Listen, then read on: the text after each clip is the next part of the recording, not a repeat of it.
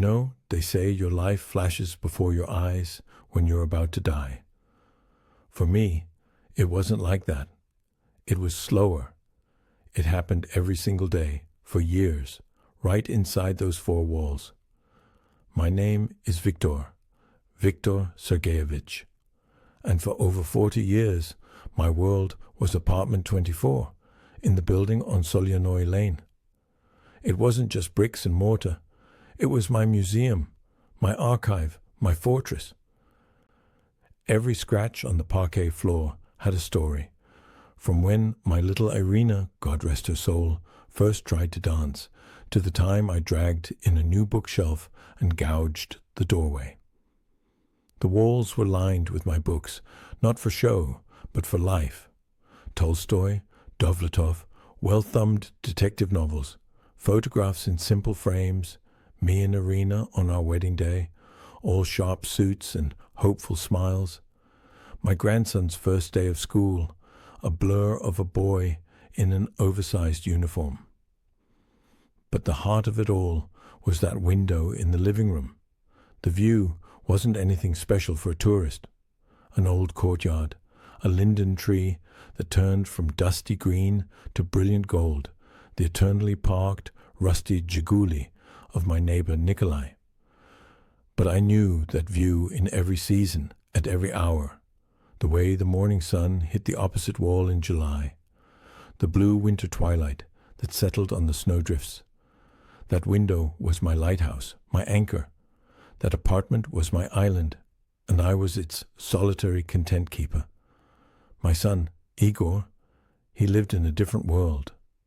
A world of new buildings with shiny facades, where the doors close without a sound and the neighbors don't know each other's names. We spoke. Birthdays, New Year's. The conversations were polite, a bit strained, like a shirt that's slightly too tight. I thought it was just the times, that he was busy, that the distance between us was measured in kilometers and generations, not in heartbeats. I was wrong. I was so terribly, foolishly wrong. It started on an utterly ordinary Tuesday. I remember making tea, the same way I had for decades. The kettle whistled.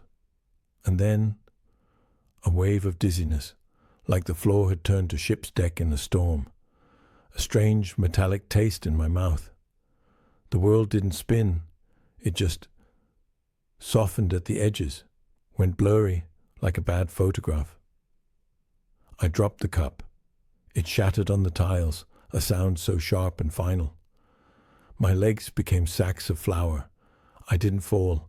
I sort of slid down the kitchen cabinet, my back scraping against the wood. My chest was a cage of pain. My mind was screaming one thing: the phone. The phone is in the hallway. I crawled. It felt like miles. The pattern of the hallway rug under my palms, rough and familiar. I reached the small table, fumbled for the old rotary phone. My fingers were numb, stupid things. I couldn't lift the receiver. My vision was tunneling, darkening from the edges in.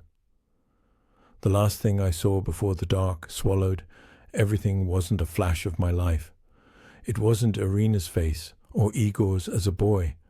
It was the ceiling, the stupid cracked water-stained ceiling of my hallway. A pattern of stains I'd looked at 1,000 times that I'd meant to repaint. That's what the curtain fell on. Not a memory, just a stain on a ceiling.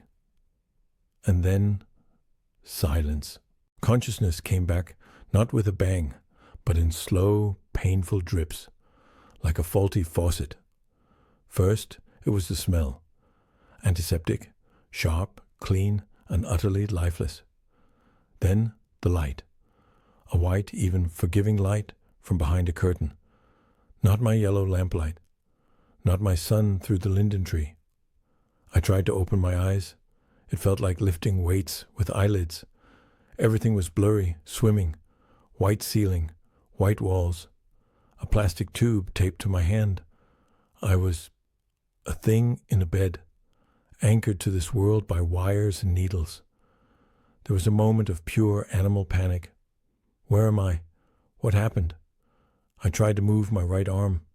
It responded with a weak, heavy throb. My left side felt like it was stuffed with wool, distant and uncooperative. But I could feel it. That was the first wave of relief, so powerful it was almost nauseating. I'm alive. The relief was sweet, but short-lived. It was followed by a deep, hollow confusion. How long? A day? A week? The last solid memory was the ceiling stain, the hallway, the crawl, and then a voice. Dad? Dad? Can you hear me? I managed to turn my head. Sitting in a chair by the bed was Igor, my son. He looked different. Tired, but in a sharp, busy way. Not the tiredness of grief, but of errands. He was leaning forward, elbows on his knees, his phone clutched in one hand.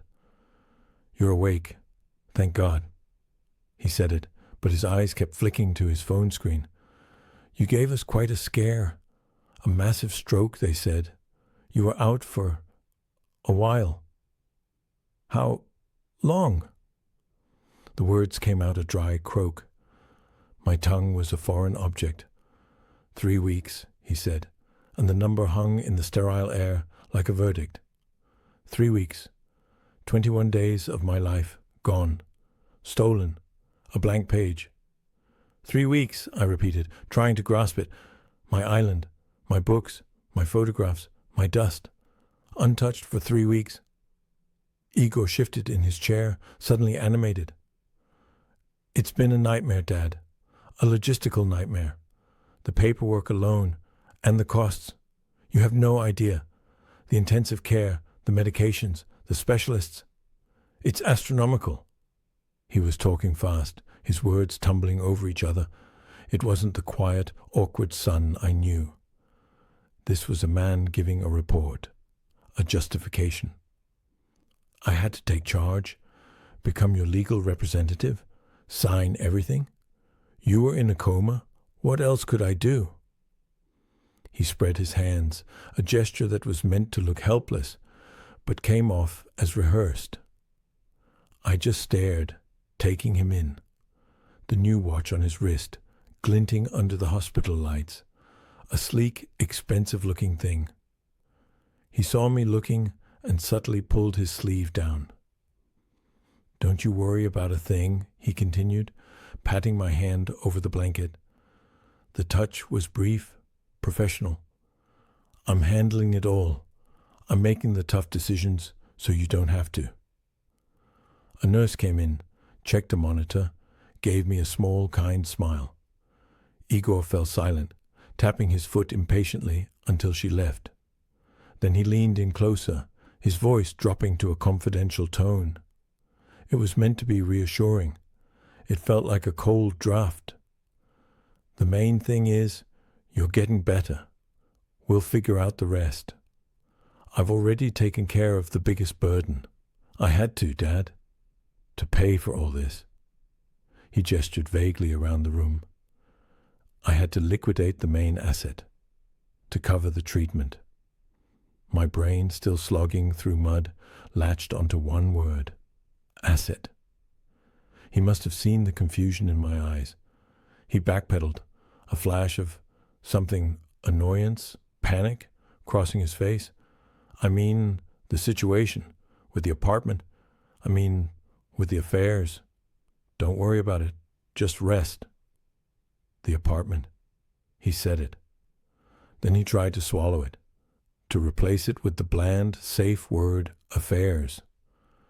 But it was out there, floating in the antiseptic air between us, heavy and toxic. A coldness began to spread from my core, a different kind of chill than the hospital's air conditioning. The joy of being alive curdled, mixed with this new formless dread. My island. He was talking about my island, and all he could say was, "Don't worry about it." He came back the next day, or maybe it was the same day. Time in that white room was a flat, endless plain, but he came with a purpose. The nervous energy was gone, replaced by a calm, rehearsed gravity. He pulled the chair close, sat down, and took a deep breath, like an actor preparing for his big scene. "Dad," he began, his voice low and earnest, "we need to talk about what happened, properly. I didn't want to overwhelm you yesterday." I just looked at him, my mind still a foggy bog, but a little clearer. The word apartment had been echoing in my skull all night, a dull, ominous bell. "You were gone, Papa," he said, and his eyes even glistened a little. A masterful touch. 3 weeks in a coma. The doctors, they weren't sure you'd wake up. Every day was a fortune. The ICU bed, the machines breathing for you, the intravenous drugs, the round-the-clock nurses. Then the rehabilitation plan they started talking about. It was a mountain of debt before you even opened your eyes. He painted a picture of heroic desperation.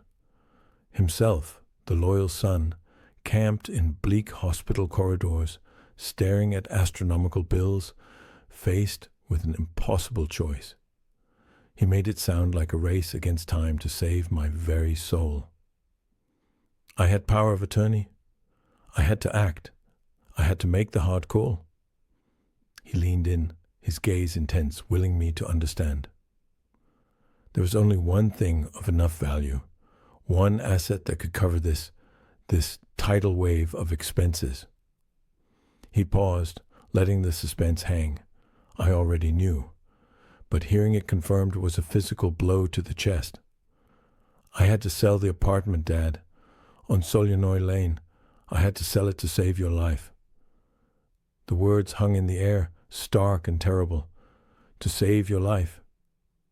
He framed it as the ultimate sacrifice. Not his sacrifice, of course. Mine. A storm broke inside me. First, the thunderclap of pure shock. A physical jolt. My island. Gone?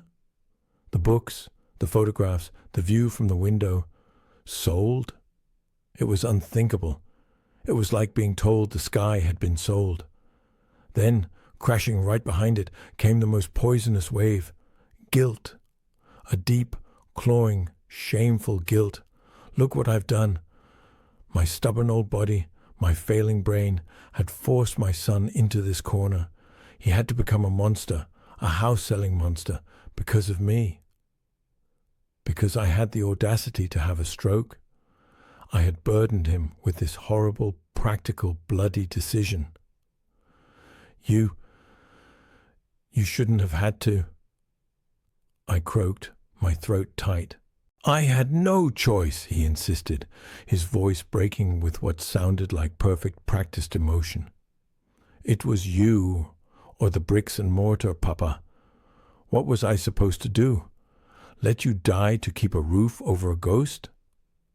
He made it sound so reasonable, so brutally logical. And I believed him. In that moment, through the shock and the guilt and the devastating sense of loss, I believed him. The tears that welled up in my eyes were a messy cocktail.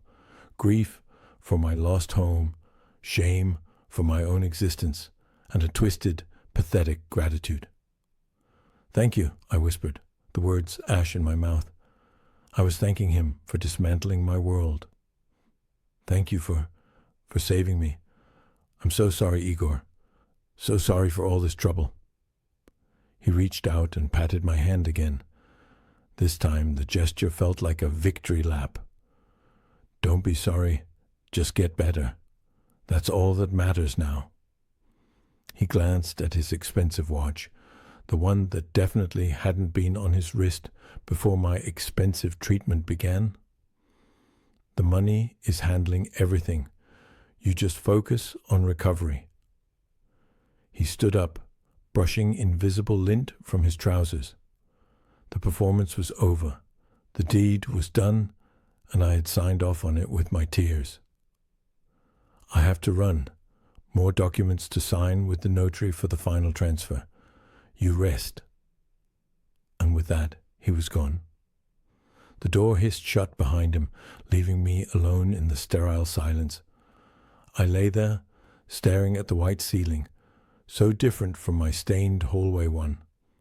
I felt hollowed out, a shipwreck survivor, washed up on a foreign shore. My island was gone, submerged beneath a sea of medical bills I couldn't even comprehend. And my son, my only son, was the one who had dynamited it to build a life raft. I should have been nothing but grateful. So why did the taste in my mouth, beneath the hospital bitterness, feel so much like betrayal? The days after Igor's confession bled into one another, a grey, tasteless broth of self-pity and physical therapy. I was a ghost, learning to haunt a new temporary body. The guilt was a constant companion, a heavy blanket I couldn't shake off. Every time a nurse helped me sit up, every painful shuffle to the bathroom, I thought, this costs money? Igor's money. Money from my walls, from my books, from my view. I had to know. I had to face the price tag of my own resurrection. So, when my doctor, a no-nonsense woman with kind eyes and tired hands, came for her rounds, I gathered the little strength I had. Doctor, Anna Petrovna, I began, my voice still weak. I need to ask about the costs. She was checking my chart, her brow slightly furrowed. What costs, Viktor Sergeyevich? The treatment, all of it. I gestured vaguely at the room, the machines, my own broken body. My son, he told me. It was very expensive. I want to understand. How much debt have I left him? She looked up from the chart, her gaze sharpening, focusing entirely on me. There was a pause, a beat of pure, uncomprehending silence. Debt, she repeated, as if the word were in a foreign language. Viktor Sergeyevich, what are you talking about? The bills, I pressed on, the shame making my cheeks burn. For the coma, the intensive care, the rehabilitation. He said it was a fortune, that he had to... I couldn't finish the sentence. Sell my home. The words were too monstrous to say aloud to this sensible woman in a white coat. Anna Petrovna put the chart down slowly. She pulled a stool closer and sat, her eyes never leaving mine. Her expression was a mixture of profound confusion and dawning concern. Viktor Sergeyevich, she said, slowly, carefully, like she was explaining something to a child. You don't know. Your treatment is covered. Your insurance from your old plant. It's a good one. It's still active for pensioners like you. It covered the ICU, the monitoring, most of the inpatient care. She leaned forward a little. And the thrombolysis, the key procedure after your stroke, that was done under a state quota. We didn't even have a choice in the matter. It's the protocol for your condition. The world, which had felt so solid in its terrible new shape, gave a sickening lurch. The walls of the room seemed to breathe in and out. But the medicine, the nurses, I whispered, clinging to the last shreds of Igor's story. Of course there are some incidentals, she said, with a slight shrug. Some supportive drugs, not on the strict formulary, maybe some extra comforts. But we're talking thousands of rubles, Viktor Sergeyevich. Not a fortune. She emphasized the last word, her eyes searching mine. Not an amount that would require anyone to sell property. Certainly not in 3 weeks. Thousands, not a fortune. The words were small, precise stones dropped into the still pond of my guilt. And the ripples. Oh, the ripples were seismic. The image of Igor, so grave, so burdened, explaining his tough call, shattered like glass. The heroic sacrifice vaporized, leaving behind only the cold, hard, ugly fact. He had lied. He hadn't sold my island to save me from drowning in medical debt. The state and my old union card had already thrown me the life preserver. He had sold it. For what? For the money. Just for the money. The coldness that had been a vague dread in my core exploded. It wasn't sadness. It wasn't even hurt anymore. It was a pure, silent, and absolute rage. It flooded my veins, sharp and clean as surgical steel, burning away the last of the fog, the weakness, the pathetic guilt. My hands, lying on the white sheet, trembled, but not from weakness, from the effort of containing this new icy fire. I felt my jaw clamp shut so hard my teeth ached. Anna Petrovna saw the change, the color draining from my face, the rigid set of my shoulders. "Viktor Sergeyevich, are you all right? Should I call someone?" "No," I said. The word came out flat, hard, final. Not the croak of an invalid, but the voice of a man who had just seen the ground disappear from beneath his feet. "No, thank you, doctor. Everything is clear now. Perfectly clear." She looked at me for a long moment, concern etched on her face, but gave a slow, professional nod. She stood up, picked up her chart, and left the room, her shoes squeaking softly. I was alone again, but I was not the same man. The grieving, guilty father was gone. In his place was someone else. Someone who had been robbed not just of a home, but of trust, of a son. And for the first time since I woke up in this white emptiness, I didn't feel weak. I felt focused. The target of my rage was perfectly clear, and a plan, cold and quiet, began to form in the perfect silence of the newly shattered world. The cold rage was my medicine. It was better than any physiotherapy. It gave me a reason to lift my arm, to focus my eyes, to think with a clarity I hadn't felt in years. I was a man on a mission, and my hospital bed was now a command post. My first ally was Ludmila Ivanovna, my neighbor from the floor below. A widow, sharp as a tack, with a heart of gold and a deep, abiding distrust of anything that smelled too new or too convenient. I called her from the hospital phone, my voice low. "Liuda, it's Victor. I need your help. A secret." There was no hesitation. "Viktor Sergeyevich? Of course. What do you need?" "My old laptop, from the shelf in the hallway, and the small metal box from under my bed. The one with the passports and the bank books. Bring them to me. Don't tell a soul, especially not Igor." She arrived that evening, a sturdy shopping bag in hand, her eyes wide with concern. "He sold it, didn't he?" she whispered, not even needing to name what it was. "The vulture. I saw strangers with an agent in the courtyard, measuring the windows. I didn't know what to think." I just nodded, taking the precious cargo, my connection to the past, my tools for the future. The laptop whirred to life, its glow a tiny beacon in the sterile room. My fingers, stiff but determined, navigated to the government services portal. Password saved. Igor had access, of course. He'd set it up for me years ago, to make things easier. The irony was a bitter pill. I found the medical payments section, and there it was, in cold, digital black and white, a list of transactions. Small amounts, just as the doctor said. A few thousand here for pharmacy co-pays, and every single one was debited from my savings account.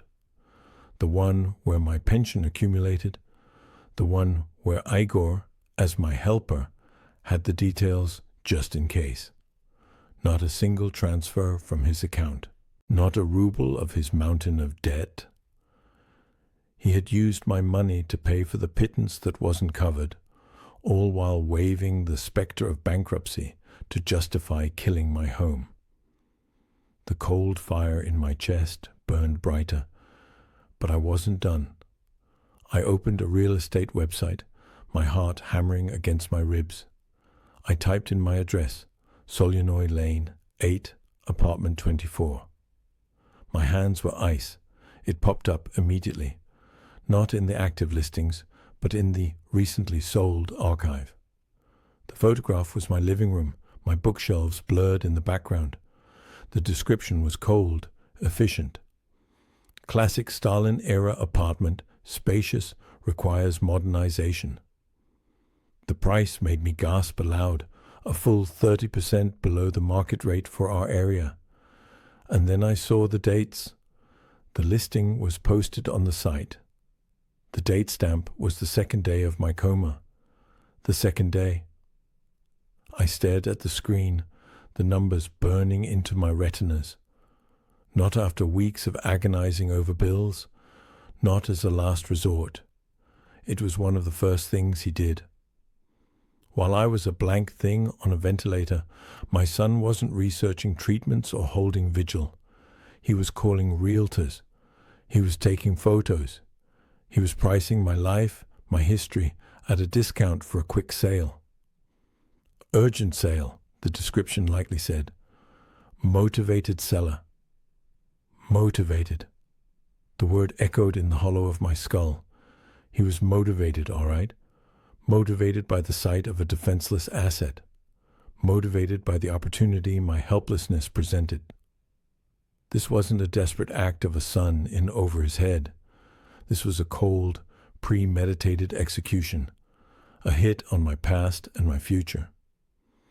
He saw a chance, not to save me, but to cash in. He didn't liquidate an asset to pay for treatment. He used the excuse of treatment to liquidate the asset.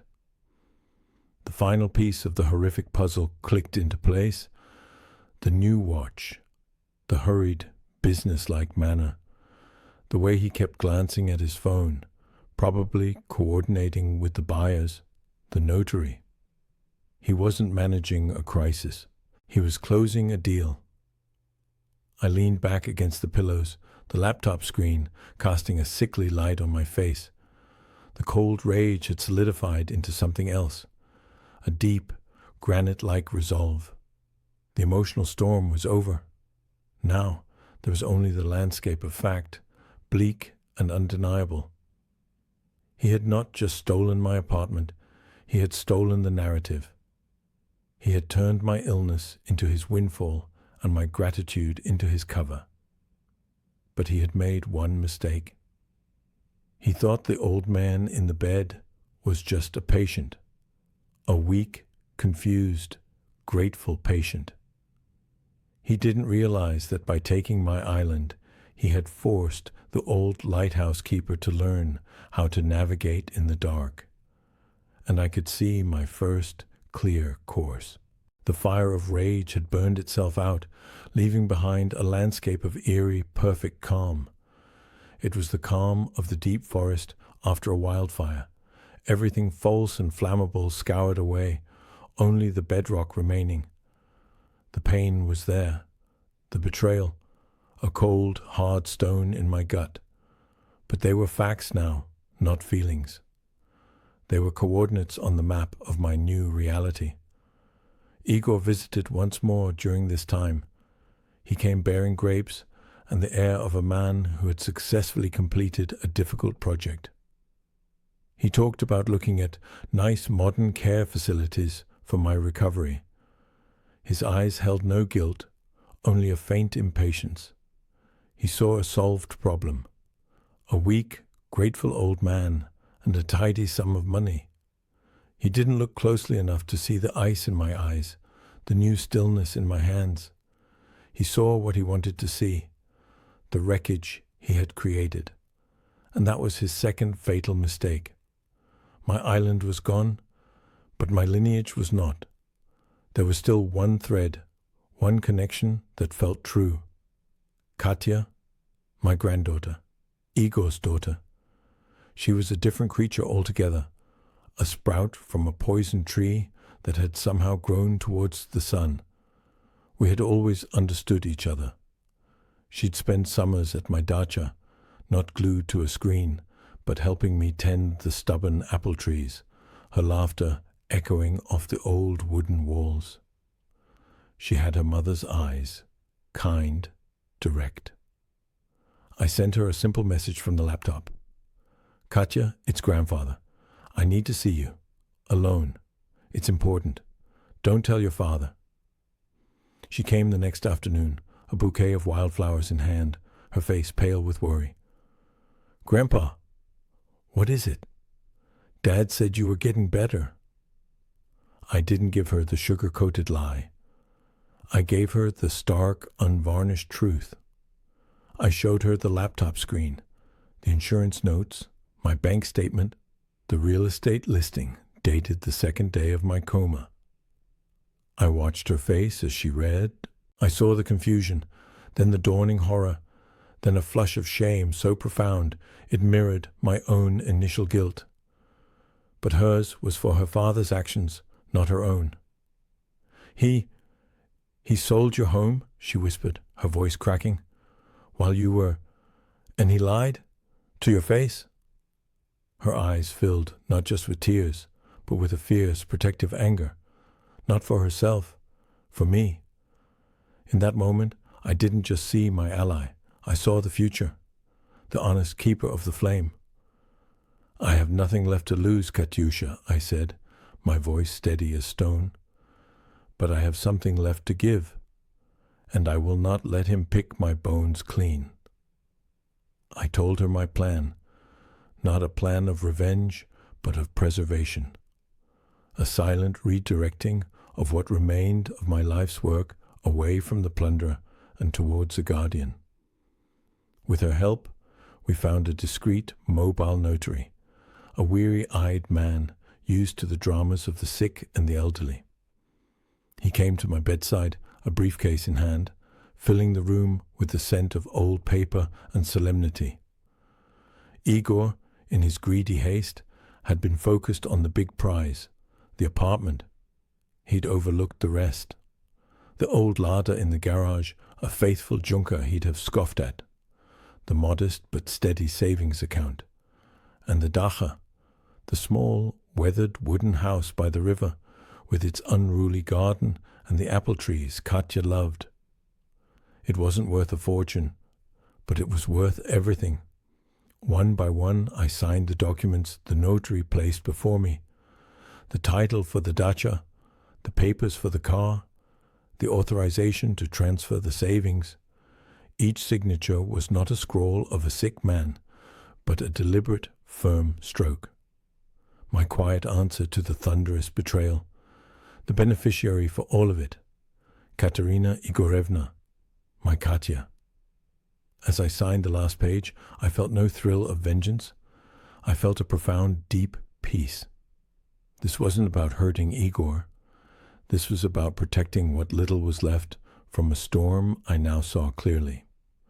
It was about choosing where my legacy would land.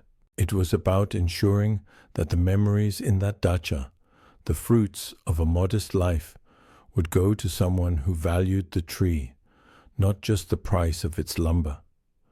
The notary left. Katya sat by my bed, holding my hand, her tears silent. She understood the weight of what had just happened. It wasn't a gift, it was a duty. I'll take care of it all, Grandpa. I promise, she said, her voice thick. I know, I replied, looking out the window at a sky the same color as the one over my dacha. That's why it's yours.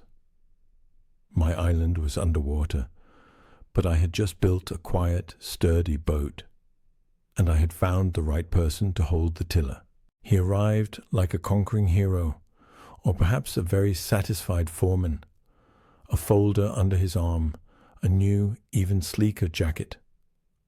The scent of his cologne fought with the antiseptic air and was winning. Igor stood at the foot of my bed, not bothering to sit. The time for pretending to be a concerned son at the bedside was over.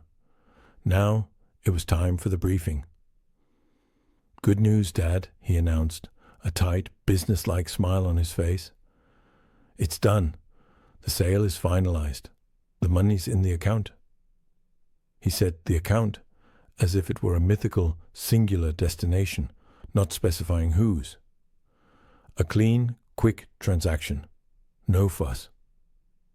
He opened the folder, glanced at a paper, though I doubt he needed to.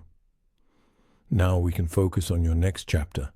I've already got a line on some excellent private care facilities, modern places, good food, activities. You'll be comfortable. No more worries about the old apartment, the upkeep. It's all taken care of. He spoke about my life as if it were a commercial real estate portfolio he was restructuring. Liquidate the underperforming asset, me in my home, reinvest the capital into a more efficient, low-maintenance venture, me in a home. His tone was one of profound self-congratulation.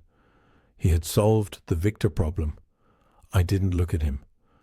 I kept my gaze on the window, on the slice of grey sky between the hospital buildings. I felt that deep, glacial calm holding me still. I let him finish his presentation. When his words stopped, hanging in the air, expecting gratitude, I spoke. My voice was quiet, flat, devoid of any emotion he would recognize. That's very thorough, Igor.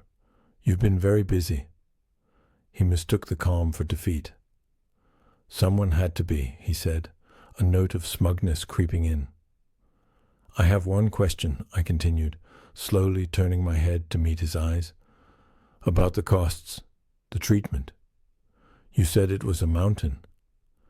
His smile didn't falter, but it stiffened, becoming a grimace. It was. It is. But it's handled now? Don't trouble yourself with— No, I interrupted, the single word cutting the air. Trouble me. I want to understand the value of my life, measured in rubles. How much exactly did my treatment cost? The part the insurance didn't cover. The part that forced your hand. Itemize it for me. Write it down. I gestured a frail hand towards the notepad on my nightstand. A simple request from a frail old man wanting to understand his debt. The change in him was instantaneous and profound. The confident facade cracked. His eyes, which had been avoiding mine in his triumph, now darted around the room as if searching for the script he'd lost. He shifted his weight. A faint sheen of sweat appeared on his temple, glistening under the sterile lights. Dad, it's complicated, he blustered, his voice losing its smoothness. There were so many bills from different places. I'd have to gather all the papers. You had them all when you made the decision, I said, my tone still disturbingly even. You must have had a total, a number. What was the number, Igor? His face flushed with a mixture of panic and rising anger. The anger of a child caught in a lie, not by a parent, but by the quiet, unyielding force of logic. He wasn't facing a broken old man anymore. He was facing a calm, relentless inquisitor, and he was utterly unprepared. This is ridiculous, he snapped, his composure shattering. After everything I've done for you, this is the thanks? An interrogation? I saved your life. Did you? I asked, the question hanging between us like a knife. He stared at me, his mouth slightly open, breathing harder. The control he thought he had was slipping through his fingers like sand, and he could feel it. I let the silence stretch until it was unbearable for him. Then I delivered the line I had been holding in the calm center of my storm. You don't need to worry about my future, Igor, or about facilities. You've done enough. I paused, watching the confusion deepen in his eyes. I've already made all the necessary arrangements. Katya is going to help me. I said her name softly, gently, a single pure note in the toxic air. The effect was electric. His face went through a terrifying transformation. The confusion curdled into stark, uncomprehending panic. His eyes widened, then narrowed with a dawning, vicious suspicion. Katya? His daughter. The one person he hadn't factored into his calculations. What did she have to do with any of this? What did I mean? Arrangements. He didn't know about the dacha, the savings, the car. He didn't know about the notary's visit. But he knew, with the primal instinct of a predator sensing a trap, that something had happened behind his back. That the puppet he thought he was rearranging had quietly cut its own strings. Katya? He repeated, the name a venomous hiss. What does she have to do with this? What arrangements? What have you done? But I didn't answer.